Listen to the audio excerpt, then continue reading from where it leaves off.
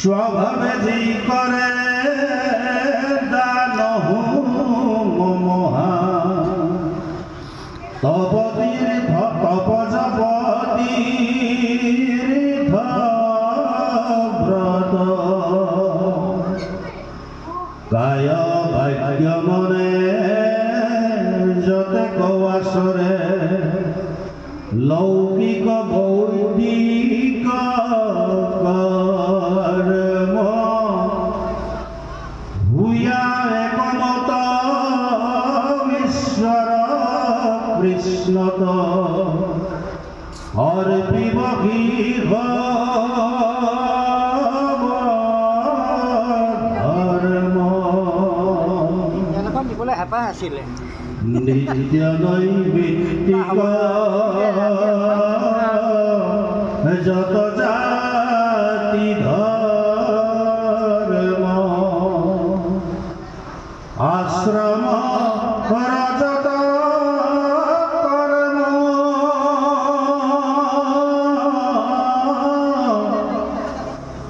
কৃষ্ণ তোমার পিলে জানা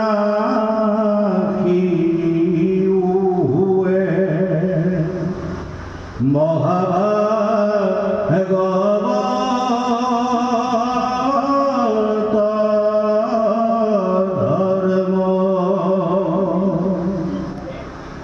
গর্ব অহংকার তেজি তুজনে আসলে কর্ম ভক্তি অর্থাৎ মহাদুষ্ট ভূয়া কৃষ্ণে দেন্ত বৈকুণ্ঠ যত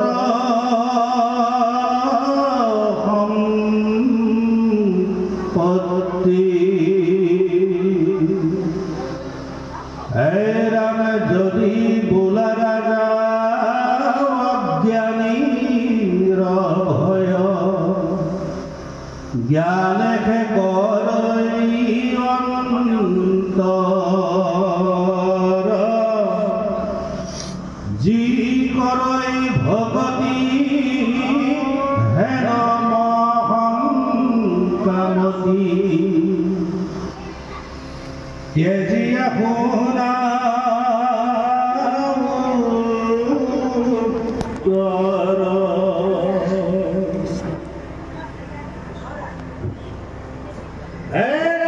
ঈশ্বর বিমুখ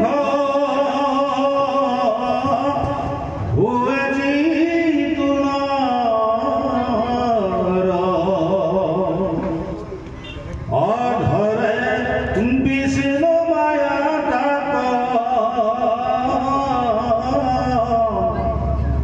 এই দেহময়ী ভুলে অজানত পাহরে নিজ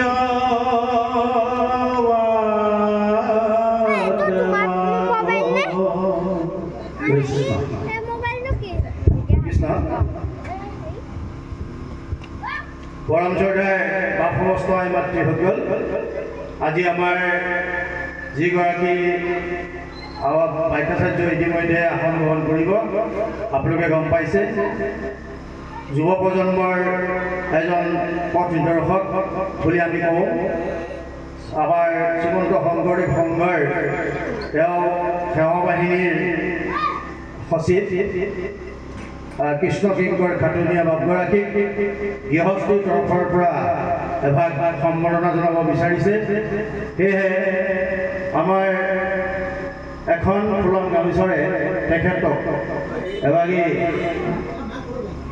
সন্মান জনোৱাৰ বাবে সেৱা জনালোঁ। কৃষ্ণ আমাৰ গৃহস্থীৰ মূল আমাৰ লিলি শইকীয়া আইগৰাকীয়ে তেখেতক এভাগ গামোচাৰে আদৰণি জনাব। কৃষ্ণ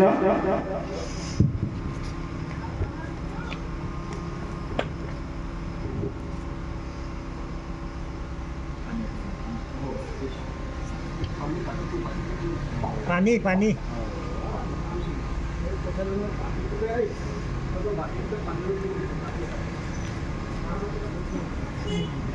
হ'ব কৃষ্ণ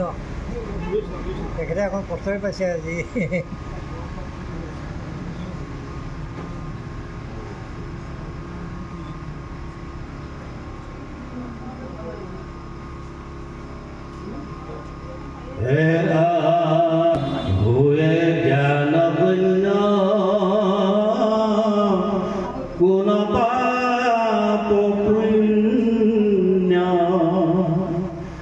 করিতে নপরে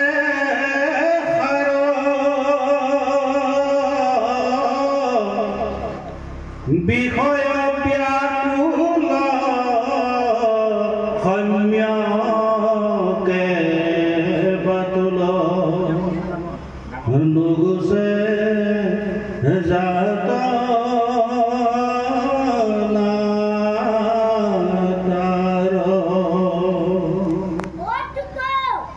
যাহার মায়া দেকে অনর্থ ভজুক হে নারী এক চিত্ত হুইয়া কৃষ্ণ করিব ভকতি অব্যয়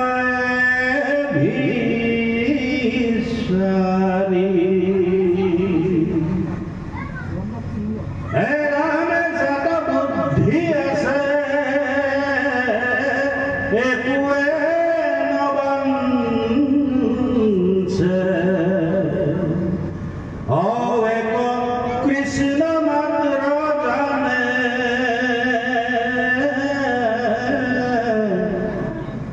উপদেশ দাতা যিটো গুরু থাকে তাঙ্কে হরি বুলি মানে হিতু ভকতক মায়ায়ে রিয়াখে প্রমাণ পায়ে মনত সারে অনকাম নেরই গুণ নাম উপজয় রতি কৃষ্ণত হেনবা বলিবা বিষয়ী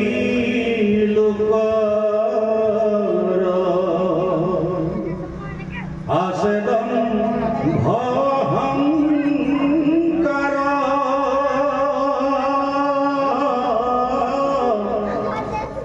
সিহবৰ কেনে হৈৰে কৃষ্ণত ভগতি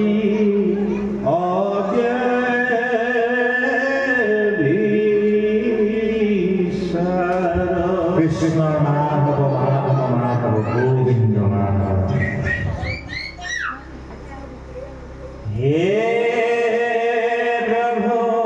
নৰহৰি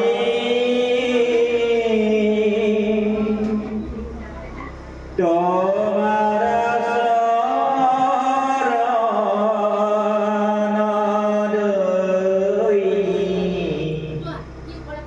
প্ৰেম ভাৱে স্মৰণ দুৰ্লভ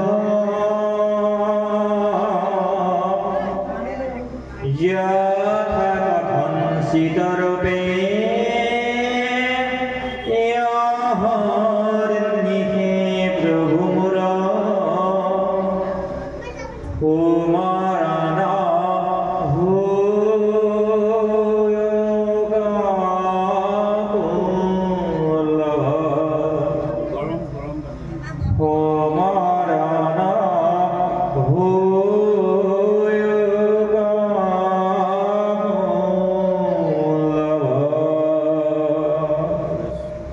কৃষ্ণ মাধৱ।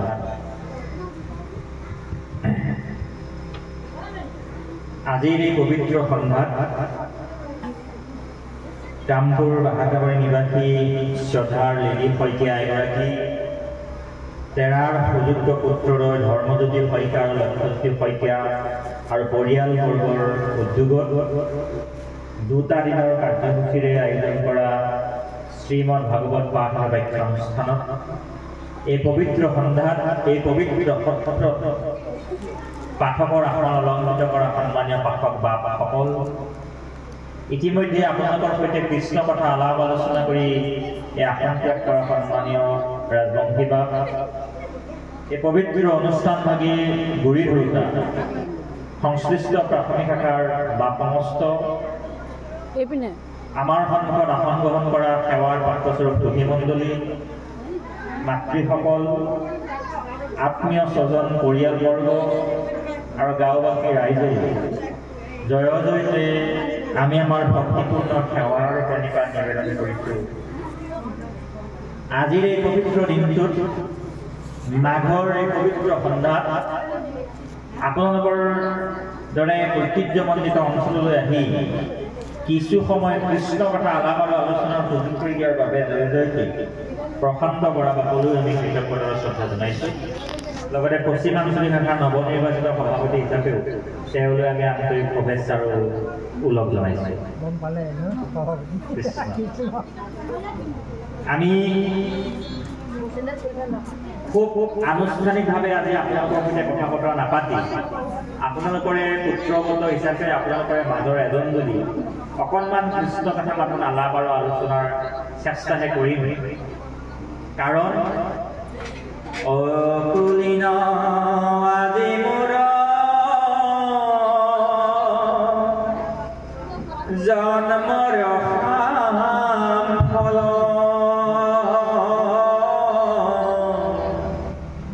তোৰা হব সংগে মোক কৰিলে নিৰ্মল। সাধু সংগ অনুসৰণ কৰি আমাক নৰৰ পৰা নৰোত্তম হ'বৰ নিমিত্তে ভাগৱতী গুৰু বস্তুৱে আজ্ঞা কৰিছে আৰু আপোনালোকৰ দৰে সাধুসকলৰ সান্নিধ্যই আজি আমাক কৃপা কৰিছে। গতিকে আমি কৃষ্ণ কথা আলাপ আলোচনাৰ প্ৰয়াস কৰিম। আপোনালোকক কিবা নতুন তত্ত্ব জ্ঞান প্ৰদান কৰিব পাৰিম বুলি যদি ভাবিছে সেই আশা পৰিত্যাগ কৰিবৰ কাৰণে আমি জয় জয়তে অনুৰোধ জনাইছোঁ। বৰঞ্চ একেলগে অকণমান কৃষ্ণ কথা পাতিম। মই গৃহস্থী ঘৰলৈ কৃতজ্ঞতা জনাইছোঁ যে তেখেতসকলে শ্ৰেষ্ঠ যজ্ঞ আয়োজনৰ যি মৰ্ষা কৰি দুটা দিনৰ এই মৰ্ষিত দুটা দিনৰ যি আয়োজন কৰিছে আমি জয় জয়তে গৃহস্থী পৰিয়ালবৰ্গলৈ কৃতজ্ঞতা শ্ৰদ্ধা জনাইছোঁ আৰু অনুষ্ঠানটিত হাত উজান দিয়া বাহাকাবাৰীবাসী ৰাইজলৈও কৃতজ্ঞতা জনাইছোঁ। লগতে এখন দৰখাস্ত ইটোৱে দিব বিচাৰিছোঁ। আমাৰ পিছফালে ঘৰৰ ভিতৰৰ ফালে আগফালে বিভিন্ন ঠাইত বিভিন্নজনে বহি আছে। তামোলৰ পাচিটো কাৰোবাৰ ওচৰত আছে, চাহৰ প্লেটখন কাৰোবাৰ ওচৰত আছে, নহয়নে? গৃহস্থও যা যোগাৰ কৰিছে, বিহুৰ বতৰ তাতে বৰা চাউল খুন্দি পিঠা বনাই ৰাখি আছে, সকলোবোৰ চলি থাকিব। কিন্তু তাৰ মাজতে অকণমান সকলো ওলাই আহি ৰভাতলত বহক, অকণমান সকলোৱে মোবাইল ফোনকেইটা চাইলেণ্ট কৰি ৰাখক, সকলোৱে ৰভাতলতে বহি আহকচোন কৃষ্ণ কথাইনো আমাক অকণমান কি কথা ক'ব। শ্ৰীমদ ভাগৱতৰ একাদশ স্কন্ধৰ নিমিনৱতীৰ্থবাদ এই মুহূৰ্তত চলি আছে আৰু আচলতে যিটো অধ্যায় পাঠক বাসকলে বা ৰাইজে আলোচনা কৰি উলিয়াইছে ইমান এটা গুৰুত্বপূৰ্ণ অধ্যায়। কাৰণ যিটো অধ্যায়ত 9জন পুৰুষৰ দ্বাৰা 9টা প্ৰশ্নৰ উত্তৰ নিবিৰজাই পাব। আচলতে ইয়াত নিবিৰজা কেৱল মাধ্যম। এই 9টা প্ৰশ্ন উত্তৰ আপোনাৰ মোৰ বাবে আচলতে দি থৈ গৈছে ভাগৱতে। 9টা প্ৰশ্নই আপোনাক বহুকেইটা গুৰুত্বপূৰ্ণ সিদ্ধান্ত প্ৰদান কৰিব, যি সিদ্ধান্তসমূহে আপোনাৰ মোৰ বৈষয়িক জীৱনত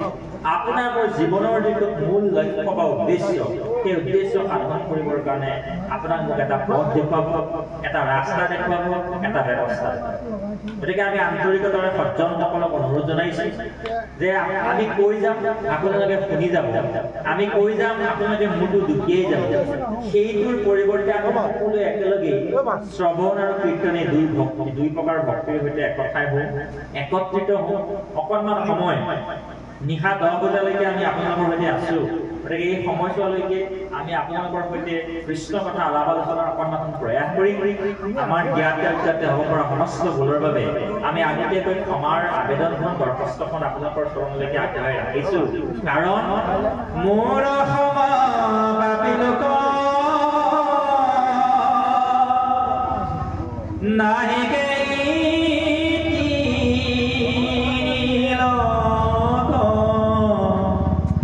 তুমি নাহি পাৰি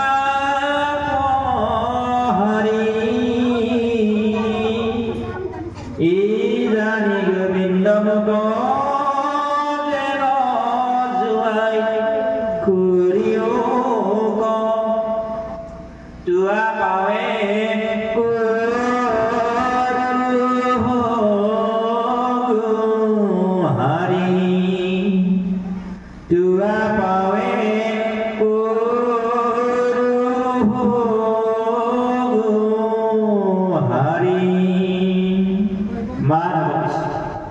অকণমান আকৌ আমি পাঠক বাপুৰ ওচৰলৈ যাম।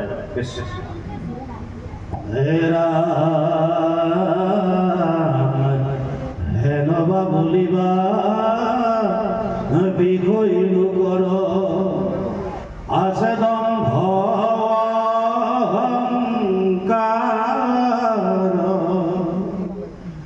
শিষ বৰ কেনে হৈবে কৃষ্ণত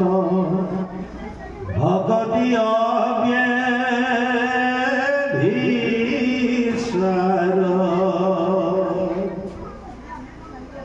নেৰাই মৃত্যু ভয় হেনবা সংশয় কৰিবা তুমি নৃপতি শুনিও মহন্ত সিদ্ধান্ত তোমাক বহু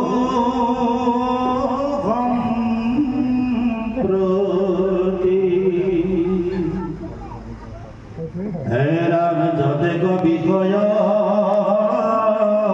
হবে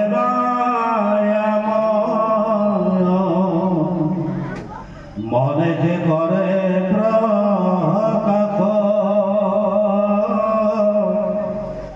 পুত্র দ্বারা ধন হবে কপুর ক্ষণকে হুয়ে বিনাগ হেন জানিছি তো মন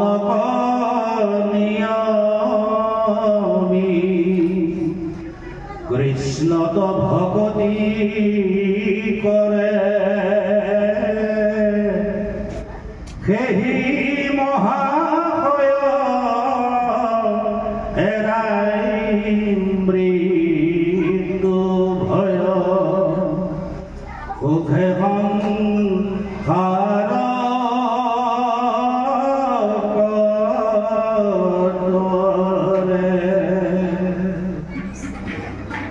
পাছে নৃপবৰ পৰম দুষ্কৰ শুনিলে কৰ্ম ভগতি যোগীৰ বিষম মনক নিয়ম কৰিবে কাৰ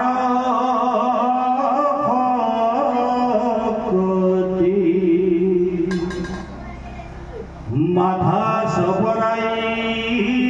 গুণানী মীৰায় নপাইলো সংসাৰ নপাইলো সংসাৰ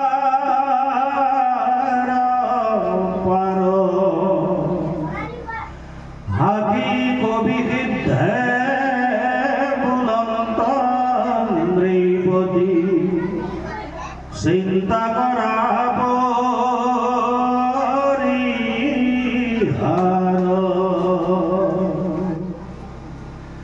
হে ৰাম কৃষ্ণ নিশ্চয় কৰিও হৃদয় অজবে বাক্য শুনামুৰ সুদৃঢ় বিশ্বাসে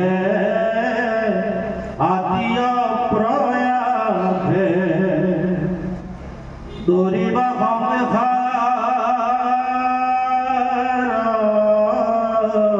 ঘূৰ ভকতি সুলভ দেৱৰো দুৰ্লভ যোগীও নজানে যাক সুগম ভকতি পথ যিটো আতি অবেগত কৰি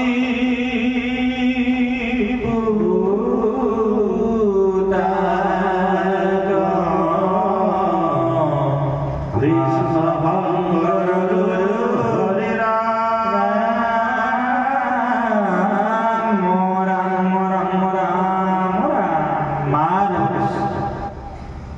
সেৱাৰ পাত্ৰস্বৰূপ মাসকল, শ্ৰদ্ধাৰ পিতৃসকল,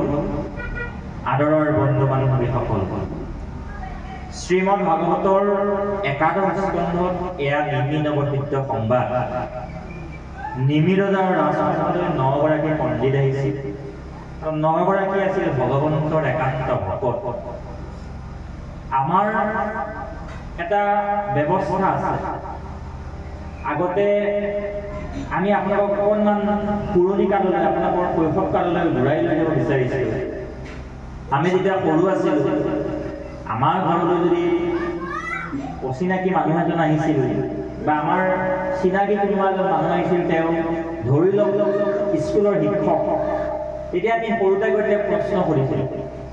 এই পৰম্পৰাটো এটা সময়ত আমি থাকোঁতে আছিল। মাহঁতেও কৈছিল, যোৱাচোন যোৱা, খুৰা আহিছে বা মামা আহিছে, মামাৰ লগত কথা পতাকে নহয়নে মাসকল? ঘৰলৈ অতিথি এজন যদি আহিছিল, আমি যদি জানো যে অতিথিজন কেনেবাকৈ শিক্ষক বা অকণমান গুণী জ্ঞানী লোক, তেতিয়া আমি কিবা নহয় কিবা এটা প্ৰশ্ন সুধিছিলোঁ, কথা পাতিছিলোঁ নহয়নে? আজিকালি ব্যৱস্থাটো কমিছে। কিয়নো কমিছে সেই কথাবোৰ পাতিম ৰাতি অকণ বহি নহওক। এতিয়া নিমিৰজাৰ ৰাজসভালৈ ৯জন পণ্ডিত আহিলে। এজন নহয়, দুজন নহয়, 9জন পণ্ডিত। ইয়াৰ লগতে আধ্যাত্মিক আৰু পৰমাৰ্থিক দৃষ্টিত যদি মই দেউতাসকলৰ কথাখিনি বেলেগ হ'ব, মাসকলৰ কথাখিনি অকণ বেলেগ হ'ব। ইয়াত আমি কেনেবাকৈ নহয় কেনেবাকৈ নৱগুণ, নৱৰস আৰু ৯ প্ৰকাৰ ভক্তিৰো প্ৰতিনিধি বুলি তেওঁলোকক চিন্তা কৰিব কৰাৰ ফল আছে। ৯জন পণ্ডিতক নিমিৰজাই ৯টা প্ৰশ্ন সুধিছিল। আৰু প্ৰথম প্ৰশ্নটো আছিল আত্যন্তিক সুখ কাক বুলি কয়। দ্বিতীয় প্ৰশ্নটো সুধিছিল ভাগৱত ধৰ্ম কাক বুলি কয়। তাৰপিছত মায়াৰ কথা সুধিলে, তাৰপিছত ভকত আৰু অভকতৰ কথা সুধিলে, তাৰপিছত ঈশ্বৰৰ অৱতাৰবাদৰ কথা সুধিলে। এনেকৈ ৯টা প্ৰশ্ন যেতিয়া নিমিৰজাই তেখেতসকলক সুধিলে, তেতিয়া তেখেতসকলে ভগাই ল'লে প্ৰশ্নকেইটা আৰু ভগাই লৈ তেখেতসকলৰ ভিতৰত কবিসিদ্ধ অভিনীত কবিসিদ্ধই প্ৰথম উত্তৰ আৰম্ভ দিছিলে। আৰু প্ৰথম কবিসিদ্ধই দিয়া আৰম্ভণিতে আত্যন্তিক সুখৰ বিষয়ে নিমিৰজাই প্ৰথমটো প্ৰশ্নৰ উত্তৰ দিছিল। আমি কথাখিনি যি সময়ৰ পৰা বা এতিয়া আলোচনাটো য'ৰ পৰা আৰম্ভ কৰিছিলোঁ, আচলতে এয়া ভাগৱতৰ একাদশ স্কন্ধ। এই কথাখিনি বুজাত সহজ হ'বলৈ, সুলভ হ'বলৈ, বুজিবলৈ উজু হ'বৰ বাবে আমি আগৰ কিন্তু 10টা অধ্যায় পঢ়ি অহাৰ স্কন্ধ পঢ়ি অহাৰ পিছতহে সহজে বুজিব পাৰিম। এয়া শ্ৰীমদ ভাগৱত, য'ত 12টা স্কন্ধ, 335টা অধ্যায়, সংস্কৃতৰ 18,000 শ্লোক আৰু অসমীয়াত 4,95,000 শব্দ আছে। ইমান বিশালকাৰ ভাগৱতখনৰ 10টা স্কন্ধ শেষ হোৱাৰ পিছত এয়া একাদশ স্কন্ধ আৰম্ভ হৈছে, য'ত তত্ত্ব কথাৰে আৰম্ভ হৈছে। ইয়াৰ আগৰখিনি আমি আখ্যান পঢ়িলোঁ, উপাখ্যান পঢ়িলোঁ, কাহিনী হৰ্ষ বিষাদ কাহিনীবোৰ পঢ়িলোঁ, যুঁজ বাগৰবোৰ পাৰ হৈ গৈছে। ইমান আমাৰ সাংসাৰিক জীৱনটো আপুনি মই অজস্ৰ যুঁজ বাগৰ হৰ্ষ বিষাদ আনন্দ সংঘাত সকলোখিনি যেতিয়া আমি গৰকি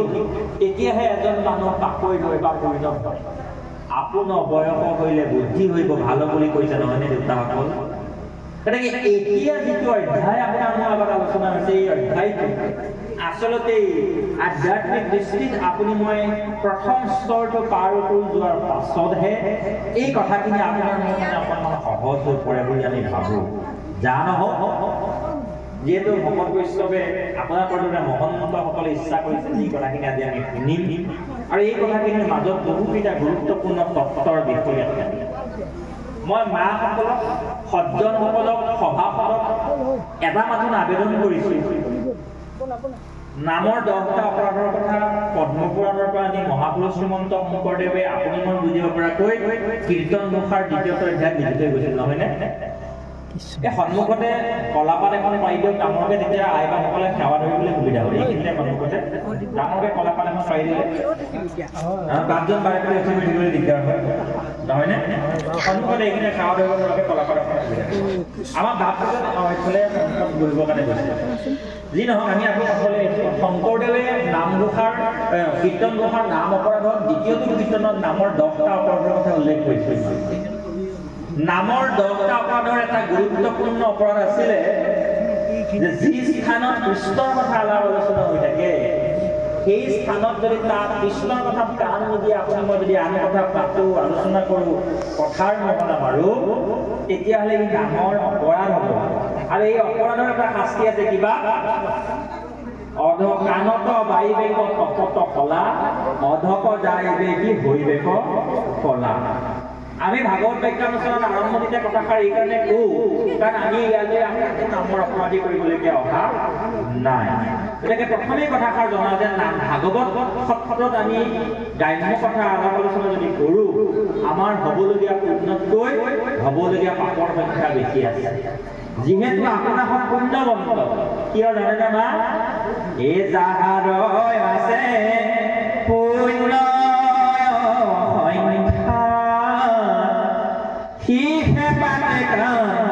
কৃষ্ণ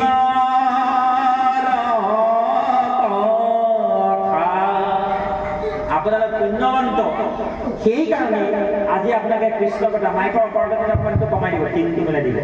সেইকাৰণে আজি আপোনাকে কৃষ্ণ কথাৰ ভাগিদাৰ হ'ব পাৰিছে কৃষ্ণ কথাৰ অংশীদাৰ হ'ব পাৰিছে কৃষ্ণ কথাৰ আপোনালোকে সহযাত্ৰী হ'ব পাৰিছে গতিকে আপোনালোকে ইমান পুণ্য অৰ্জন কৰিছে নামৰ অপৰাধী হৈ যদি পুণ্য নহয় তাৰ কাৰণে আগতীয়াকৈ কথাষাৰ আপোনালোকে আগবঢ়াইছে আমাৰ পিছুৱাই যাব সুবিধা কৰিব নহয় কি নহয় তেতিয়া অৱহেলাবাদী সেৱা কৰিবলৈ সুবিধা এতিয়া প্ৰথম প্ৰশ্নটো আমি অকণমান আগৰ পৰা অকণমান নধৰিব বাপক অকণ নিবলৈকে ৰখাই দিবলগীয়া হৈছে যে আত্মন্তিক সুখ কাক বোলে মাত্ৰ 2টা বাক্যত অভিশুদ্ধ উত্তৰ দিলে আত্মন্তিক সুখ কাক বোলে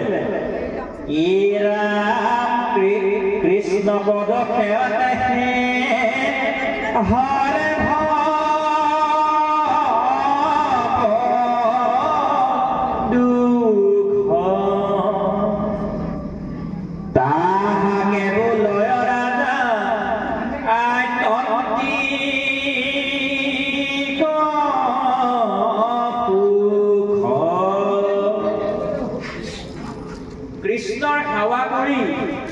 আপোনাৰ মোৰ যদি ভৱ এইখন ভুৱনৰ ভৱসাগৰৰ দুখ দূৰ হৈছে তেতিয়াহ'লে সেই দুখ দূৰ হোৱাৰ বিপৰীতে আপুনি লাভ কৰা যিটো আনন্দ সেই আনন্দটোৱে হ'ব আত্যন্তিক সুখ এই আনন্দটো লাভ কৰাৰ বাবেই আপোনাক মোক ভাগৱত ধৰ্মৰ সৈতে জড়িত হৈ কি কৰিব লাগিব তাৰ কিছু কথা আজি পৰৱৰ্তী প্ৰশ্নকেইটাৰ উত্তৰত পাঠে আগবঢ়াব শ্ৰদ্ধাৰ মাসকল নতুন প্ৰজন্মৰ কেইবাগৰাকীও বান্ধৱীক আমি ইয়াত দেখিছোঁ পাঠৰ আসনত আপোনালোকৰ লগত আসন গ্ৰহণ কৰি আছে তেখেতসকলে যি আন্তৰিকতাৰে ইয়াত আসন গ্ৰহণ কৰিছে আমাৰ এটা গুৰুত্বপূৰ্ণ দায়িত্ব আমি তেখেতসকলক যাতে আশাভংগ বা মনোভংগ নকৰাওঁ তেখেতসকলৰ শ্লেবাছৰ কিতাপৰ অধ্যয়নৰ সেই কঠিন পৰিসৰৰ মাজৰ পৰা নিজক উলিয়াই নিছে অকণমান ভাগৱত কথা শুনিবৰ বাবে তেখেতসকলক আমি সেই যিটো আশাৰে ওলাই আহিছে আশাটোত মোহভংগ নকৰাটো আমাৰ দায়িত্ব নহয়নে দেউতাসকল সেইকাৰণে আমি প্ৰথমে কৈছোঁ যে চাহ তামোলৰ মেলাখন ভিতৰতে হওক বাহিৰলৈ নাহক কথাৰ মেলাখন সীমাৰ বাহিৰতে হওক ভিতৰলৈ নাহক কাৰণ আমাৰ কথাৰ মাজত কৃষ্ণ কথাৰ মাজত বেলেগ বিকল্প বিষয়ে সোমাব নালাগে নালাগে নালাগে এইখিনি যদি আপুনি মই কৰাৰ কাৰণে নিজক সাজু কৰিছোঁ এই আত্মন্তিক সুখৰ প্ৰথম পৰ্যায়টোলৈ আপোনাৰ মোৰ প্ৰথমটো খোজ আগবঢ়াইছে দুখ আপোনাৰ মোৰ জীৱনৰ সহযাত্ৰী যিদৰে আন্ধাৰ আৰু পোহৰ শীত উষ্ণ ভাল বেয়া আপোনাৰ মোৰ জীৱন যাত্ৰাৰ সহযাত্ৰী সুখ আৰু দুখ দুয়োটা আপোনাৰ মোৰ জীৱন যাত্ৰাৰ সহযাত্ৰী এই জীৱন যাত্ৰাৰ সহযাত্ৰাৰ ব্যৱস্থাটো আপুনি মই সুখ লাভ কৰিব লাগিব আৰু সুখ এইটো পৰম সুখ নহয় মধুৰ সুখ নহয় শ্ৰেষ্ঠ সুখ নহয়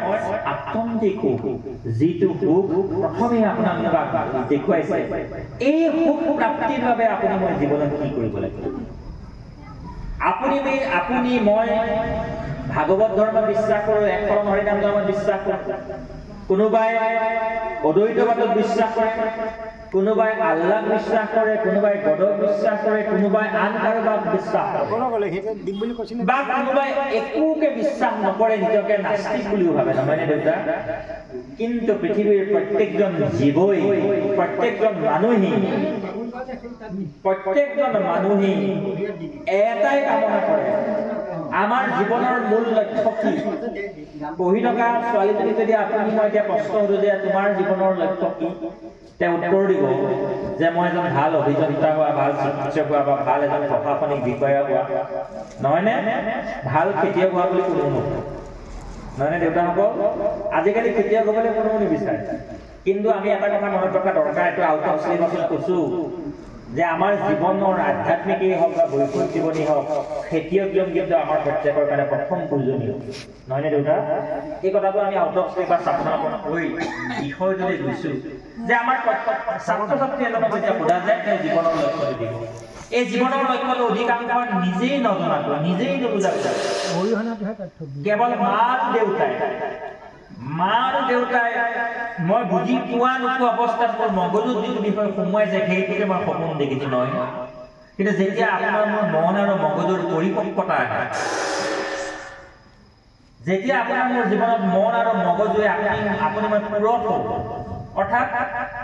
আপুনি মই সংসাৰ জীৱন এই কথাবোৰ বুজি পাওঁ তেতিয়া আপোনাৰ মোৰ প্ৰত্যেকৰে জীৱনৰ মূল উদ্দেশ্যটো কি হৈ পৰে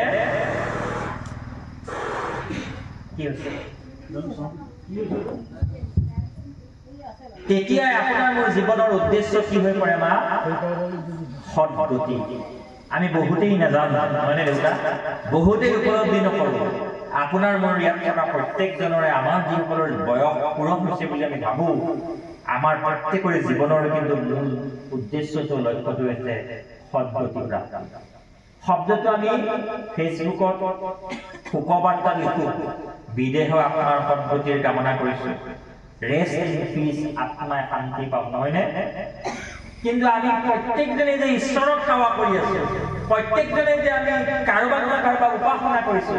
ইয়াৰ মূল অন্তৰালৰ প্ৰথম কাৰণটোৱেই হৈছে সৎগতি প্ৰাপ্তি প্ৰাপ্তিটোৱে যদি আপোনাৰ মোৰ জীৱনৰ মূল লক্ষ্য আৰু উদ্দেশ্য সেইকাৰণে অভিহিতই ইয়াত উত্তৰ দিলে যে মৃত্যু হয় ত্যাগ যেতিয়ালৈকে নহয় তেতিয়ালৈকে আপুনি মই সৎগতি লাভ কৰিব যে নোৱাৰো এই কথাখিনি ইয়াৰ পিছত দুলৰী চন্দ্ৰ ইতিমধ্যে পাঠক বাপজনে পাঠ কৰি গ'ল আপোনাৰ মোৰ কাৰণে বিষয়খিনি সহজ আৰু সৰল হৈ পৰিব সজ্জনসকল আমাৰ জীৱনটোত দুটা বিষয় অত্যন্ত ক্ৰিয়া কৰে প্ৰথম বিষয়টো হৈছে প্ৰীতি আৰু দ্বিতীয় বিষয়টো হৈছে ভীতি প্ৰীতি মানে ভাল পোৱা ভীতি মানে ভয় পোৱা ইয়াত থকা প্ৰত্যেকজন চৰাচৰ জগতত থকা প্ৰত্যেকজন মানুহ মাত্ৰই আমাৰ জীৱনত প্ৰীতি আছে কিহৰ প্ৰতি আমি আটাইতকৈ কাক ভাল পাওঁ আমি আটাইতকৈ বেছি কাক ভাল পাওঁ মা নিজক ভাল পাওঁ একদম শুদ্ধ পৃথিৱীত প্ৰত্যেকজন ব্যক্তিয়ে আটাইতকৈ বেছি আমি নিজক ভাল পাওঁ আৰু আমি আটাইতকৈ কাক বেছি ভয় পাওঁ মিছা আই উত্তৰটো শুদ্ধ নহ'ল। আমাৰ আটাইতকৈ বেছি ভয় কালৈ লাগে? কি ক'লে আইগৰাকীয়ে ক'লে আমি কিন্তু কথা পাতি পাতিয়ে সময়বোৰ পাৰ কৰিম দেই। প্ৰশান্ত বাপ আপুনি গালি খালেও মই অকণমান ধৰিব বোলে কিবা আপুনি কাক পাতি আহে। আমাৰ আটাইতকৈ বেছি ভয় কালৈ? মই দেউতাসকলক কথা নাই, দেউতাসকলে জানে আমি আটাইতকৈ বেছি ভয় কৰোঁ মৃত্যু। ইয়াত সকলোৱে পাঠ শুনি আছে, সেইফালৰ পৰা গোৱালা সাপডাল সোমাই যাওক। এগৰাকীমান আই বহি থাকিবনে? দেউতা বহি থাকিবনে? ইয়াত ভগৱানক ইয়াতে বাদ দিম, ভগৱানক ইয়াতে আমি বাদ দিম। আমি ইয়াৰ পৰা লৰ মাৰিম, কাৰণ আমাৰ হয় জীৱনৰ আটাইতকৈ ডাঙৰ ভয়টো হৈছে মৃত্যুলৈ আমি ভয় পাই।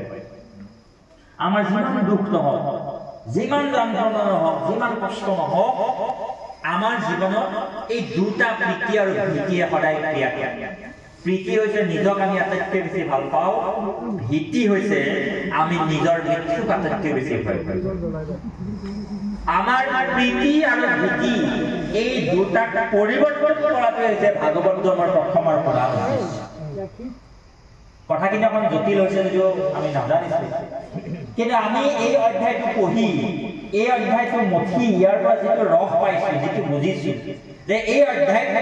আমাক এইটো কথাই কৈছে যে আমাৰ জীৱনৰ প্ৰীতি আৰু ভীতি দুইটাক সলনি কৰিব লাগিব। আমাক প্ৰীতি আৰু ভীতি সলনি কৰিব লাগিব বুলি কৈ বাপে যিটো পদত দুখাৰ থাকে পাঁচ সামৰিছে, সেই পদটোলৈ আগবাঢ়িছে।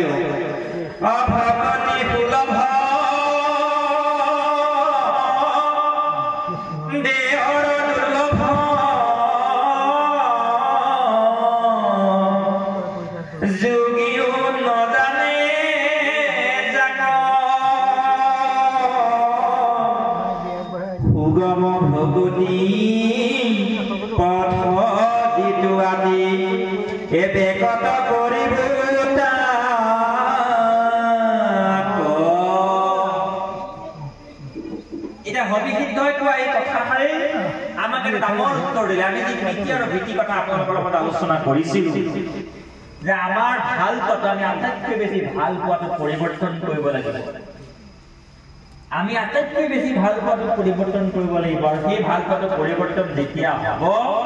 তেতিয়াহে আচলতে ভাগৱত দৰ্শনে কোৱা প্ৰৱৰ্তন আপুনি আৰু মই হ'ব পাৰিম। আমাৰ ভীতিটো ভয়টো পৰিৱৰ্তন কৰিব লাগিব, তেতিয়াহে আপুনি মই ভাগৱত দৰ্শনে বিচৰা ভকতজন হ'ব পাৰিম। যে প্ৰীতি আৰু ভীতি পৰিৱৰ্তন কৰি ক'লৈ আমি যাম, নিশ্চয় কথাখিনি আলোচনা কৰিম খন্তেক বিৰতিৰ পিছত।